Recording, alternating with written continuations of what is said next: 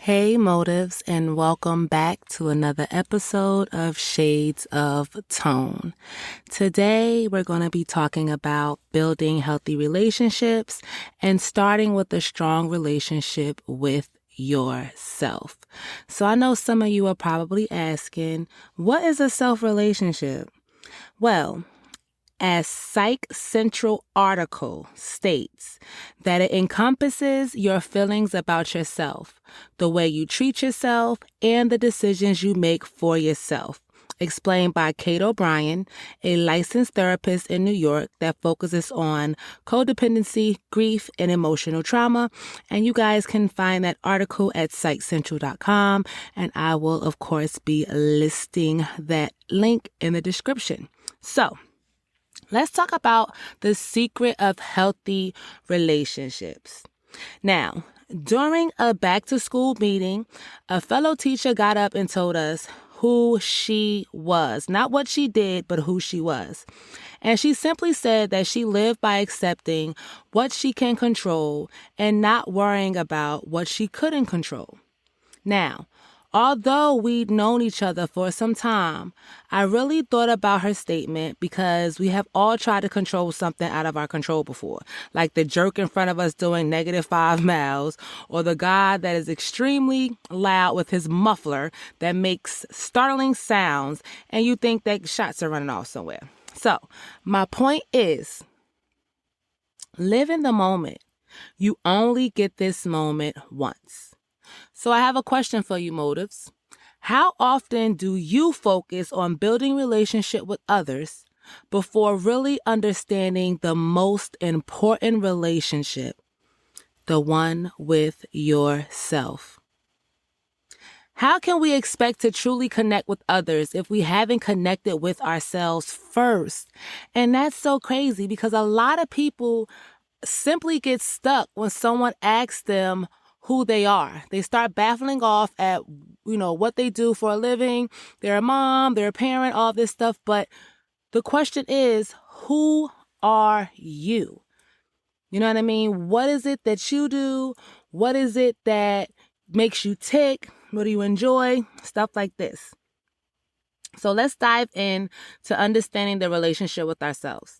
So, I used to think self-care was just an excuse to binge watch shows in pajamas all day. And while that's sometimes part of it, ain't no judgment here, you already know, I will take a day in a minute. It's also about really knowing and accepting who you are. A strong relationship with yourself is foundation for all other relationships.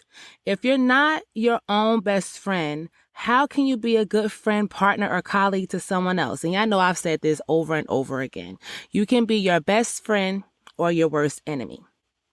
So pretty much look at it like this. You wouldn't build a house on shaky ground, right? We all know that we need a good foundation for the house or it's just going to come crumbling down. So your relationship with yourself is that, a solid foundation. Next is self-awareness, getting to know you. So think about one quirky thing that you love about yourself. For me, I have this weird habit of talking to myself. So much so that I do it around people and I don't notice until they're like, huh? Or you talking to me? And I'm like, oh, nah. Or they'll be like, oh, well, you're not crazy unless you start answering yourself too. And baby, sometimes I do that too. But hey, again, this is a no judgment zone, okay? But my point is, self-awareness is about knowing your quirks, strengths, and areas of growth. The more you understand what makes you tick, the better you can navigate your interaction with others. So, as a tip, I encourage self-reflection practices like journaling. But make it fun. Write as if you're narrating the life of your favorite character, which is, of course, you. Let's chat a little bit about self-love and embracing your inner weirdo. Now, y'all Y'all know, weirdo, quirky, boisterous, unicorn. I do not see that as negative connotations. I appreciate them, and I actually look at it like a compliment. Because at the end of the day, I genuinely enjoy sticking out. I know that typically when I walk in the room, there's not too many people like me in that room. And not to say that I'm tooting my own horn, but sometimes you deserve to do that. You know what I mean? You can be humble, but also toot your own horn. Stand in what you are. So we all have that one awkward story, like, right? So mine is every single time my friends and I go out, I have this one particular friend that literally has to have this sidebar conversation to me. He literally pulls me to the side like, Tone, please do not go in this club acting crazy. And honestly, he doesn't even know that if he didn't say anything, there's a chance that I might not act like that. But just because he said it, it reminds me to really let loose, really be in a moment and whatever. So trust me when I tell you, number one, you cannot tell me I'm not a TikToker because I will TikTok the life out of you. But in addition to that, I love to dance. It's a wonderful outlet, I should say. I've told you guys over and over again that music, writing, it has really been a source for me since a child. It's literally the closest thing to me that I would say is not an actual person or being. So when Chingy come on, I like it when you do it right there, right there. I'm right there and I'm doing it right there. Okay. I am doing whatever moves I remember on them videos from the 99s and the 2000s. It could be the 2023s or 24s. It could be a new TikTok or it could be old. But guess what? Whether I'm there with my partner, whether I'm the only one there single with a bunch of friends that are partnered up, I am going to do every damn dance as I know it, even if it's not the right way. And at the end of the day, I'm not trying to impress nobody. I am letting go of all of the stress and all of the rigmarole and the extra bull from the day, and I'm leaving it in that song, in that club, okay? Self-love is about embracing your imperfections and weirdness. It's about giving yourself the same love and acceptance you give your best friend, even when you look silly, clearly doing a dancing routine that you no longer remember. So, let's have this little activity. So I invite you to think of one thing you used to criticize yourself for and reframe it as unique, lovable trait. Okay? Again, take one thing you used to criticize yourself for and reframe it as a unique, lovable trait. So, I will share with you again. And this was really deep for me. I actually went on a podcast, and I ain't going to get into specifics, but it was the 90-10 rule, and it was a few years ago. And basically, I was a rotating co-host, and the guy basically was following my relationship. I had just started dating. I hadn't dated for years. And he was following it, and he would always ask me for an update. And it was a couple months that I had been there. And when I came, I started talking to him, and I completely broke down. I broke down, honey. Like, I was crying on TV. He had a big audience. I'm like, oh, my God. But at the end of the day, I know it was personable. So with that being said, one of the reasons why I broke down was because for a time, I shamed myself for being transparent and people judging me. And now I realize that it's clearly because I'm doing something they don't have the balls to do. And that's being authentic. So I hear over and over again, I never met a person like you, or you're an over-communicator. I'm not an over-communicator. Of course, you haven't met a person like me because I'm not like regular people. I'm tapped into a lot of the different facets of myself, and I understand that. And I hone that. And I genuinely make it a point to learn more and more about myself as much as possible because we grow. And a lot of people think that healing is just like a one-time thing. Like, okay, boom, the book's done, close it. Nope, baby, you got a whole nother book. You got a whole damn library, a whole roll of stuff that you need to do to continue to grow. And life is simply not a race. It's a marathon. And I live strongly by that. And when I realized that I was going to have haters, I was going to have people that didn't agree with what I say. I have family members that don't agree with what I say. Some people don't care for me having crystals or cards and, being spiritual and, listening to certain podcasts and shows on YouTube University and certain videos and, wearing my crystals and recognizing certain days. And it's like at the end of the day, I was born and raised in the church. I do believe in God, but I also believe that he has a whole team behind him, baby, dedicated to me. Okay? It is Team Tone. And that includes my ancestors, my spirit guides, the universe, my lost loved ones, all of that. He is not alone. It's like a whole football team. And some people don't get that. And to each his own. I don't knock nobody. You do what you got to do for you, boo-boo. But you better believe that I am going to do what I have to do for me. Okay? So let's move on. Self-care is way more than just bubble baths. Now, don't get me wrong. I will take a spiritual bath in a minute, baby. Get you a little net, like a little mesh cloth or cheesecloth. Put all of your herbs and spices and all that stuff in it. Throw that sucker in the tub with some aromatherapy and some incense and some candles, baby. Some good music or a nice little frequency, because I love listening to the specific frequencies on YouTube or subliminals and stuff like that. Oh, I love it. And I would chill in the bath for like a half an hour. Do not disturb, okay? DND. But self-care isn't just about that and pampering yourself with spa days and chocolate or the instant gratification of splurging at the mall. Though those are great because I've been splurging, honey. I have a big announcement that I'll make later, but I'm a splurger. But I've learned that it's just instant gratification. If I really need it, then I'll go back and get it. But a lot of the times I won't just get it right then and there.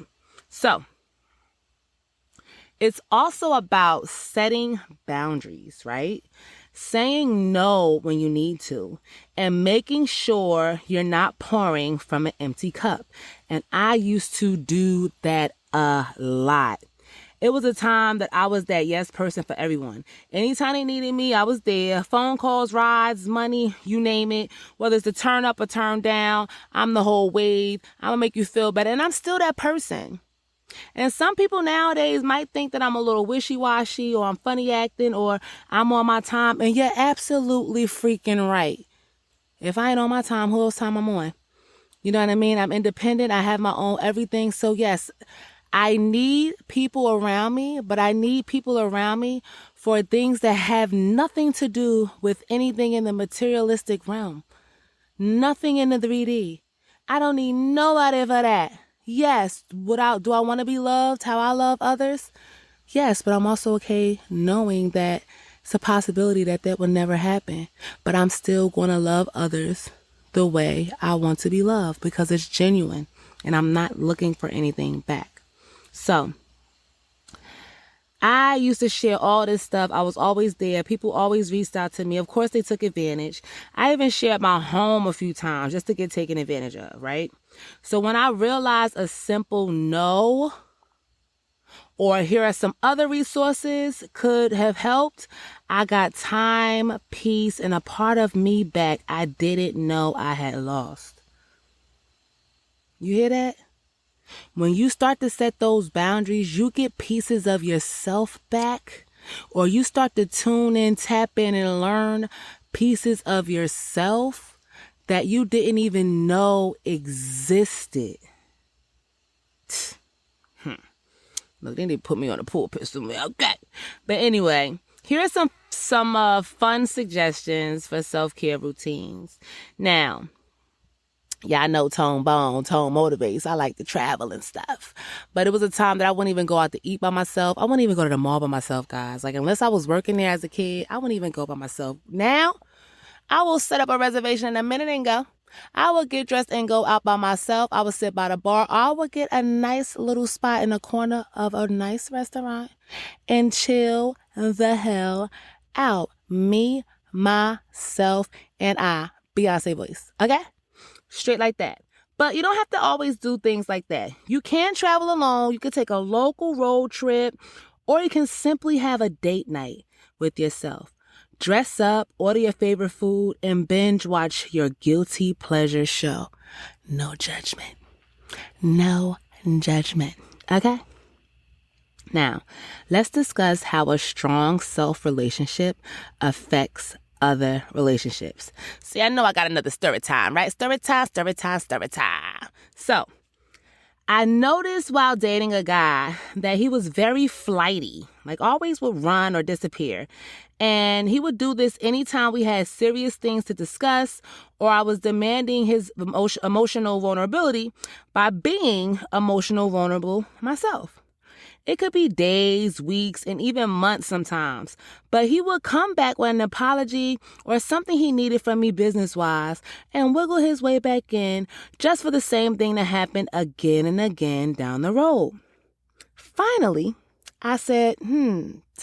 And Tone was like, I realized that not only did he have his own issues like everyone does, but he was also a huge deflector and manipulator because he would make me feel like I was doing something wrong because I was expressive, when in all actuality, he didn't express enough. So it made it seem like I was always coming from a place of I, when it was the only place that I could come from because I did not have a basis or anything knowledgeable about him to know, to go off of, to be relatable or personable, or to know his perspective.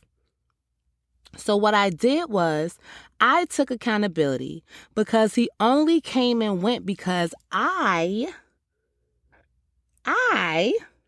allowed him to. When I started really valuing my own time and energy, I noticed my friendships became more balanced and respectful. And if it was not balanced and respectful, those friendships became non-existent. Now, ain't nothing wrong with that. Because some people not meant to grow with you.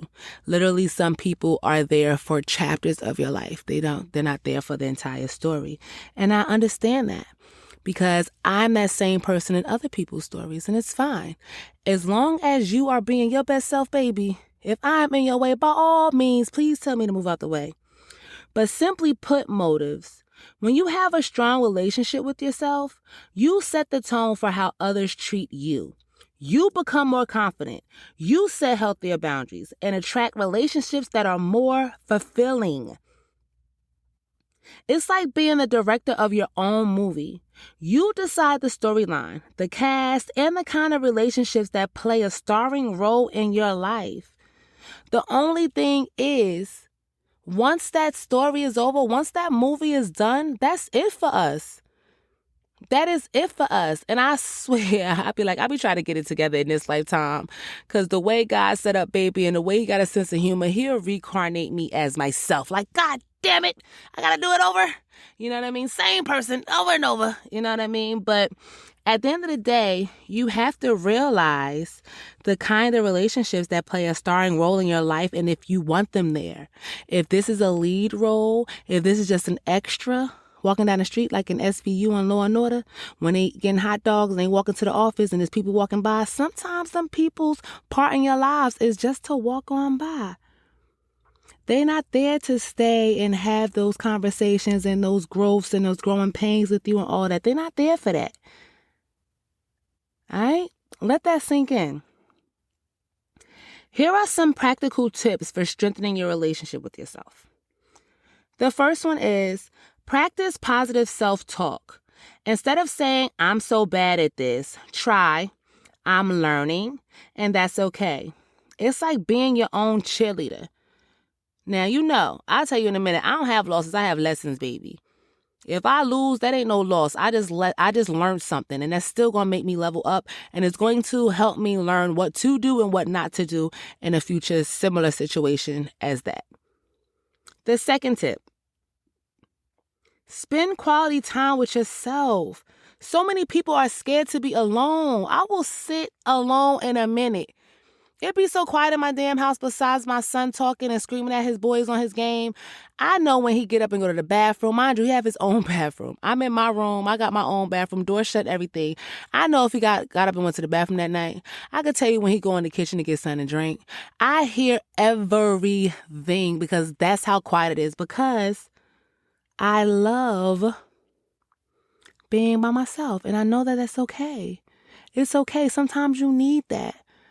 And sometimes you need it without no distraction. It might call for a binge day. You might binge a season or whatever the case may be. Chocolates, candy, pizza, all that. I love all that. I do that sometimes. But sometimes you just have to be with yourself in silence as well. A lot of people think that sitting and meditating is you know what I mean? All that. It's not. Sometimes it's literally sitting disconnected from everything. Ain't no TV, ain't no phone, ain't no tablet. You just ain't no music. You just with yourself, by yourself, by yourself. Breathe in and out, and that's it. You feel me? Now, you can spend quality time with yourself by going on solo adventures, whether it's a hike, a coffee date, or even just a walk in the park. Enjoy your own company. Lastly, celebrate your small wins. Did you finally tackle that pile of laundry? High five yourself. It's the little things that build confidence. Stop playing with it. I love doing laundry, but I find that a lot of people don't. So anyway, you ain't gonna get me started. But in conclusion, become your own best friend. Remember, at the end of the day, you're stuck with yourself. So you might as well make it the best relationship you've ever had. And who knows, you might just find that you're actually pretty great company. Start with a strong relationship with yourself and watch how your connections with others flourish. Because when you're your own best friend, you become the best version of yourself in every relationship. And as always, always love.